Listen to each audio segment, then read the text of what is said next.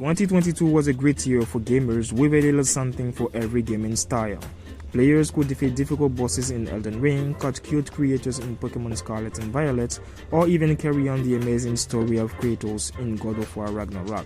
But not every game was destined to greatness, and some were what we can call flops, as we are about to see in this video.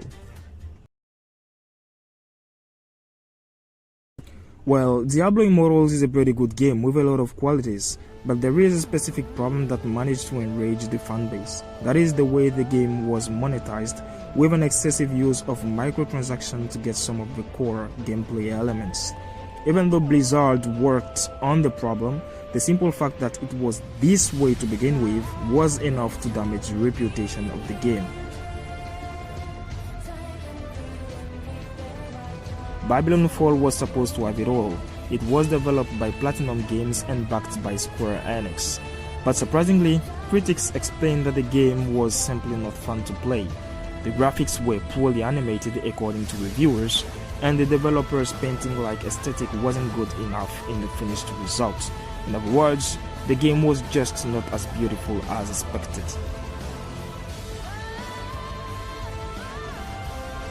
Sometimes there are actions that simply can't be understood in the gaming world. Why making a repackage of a game that was considered disappointing at the first release?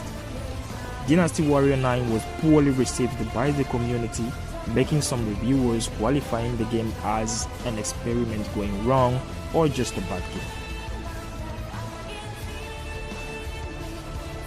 Now just think about it. The Crossfire X project started since 2016, was delayed in 2020 and finally released in 2022. All that to be roasted by the community. The game was so disappointing that Smilegate issued an official apology letter to the gamers. So that's it for the video, guys. Now let me know in the comments what games you consider a flop in 2022.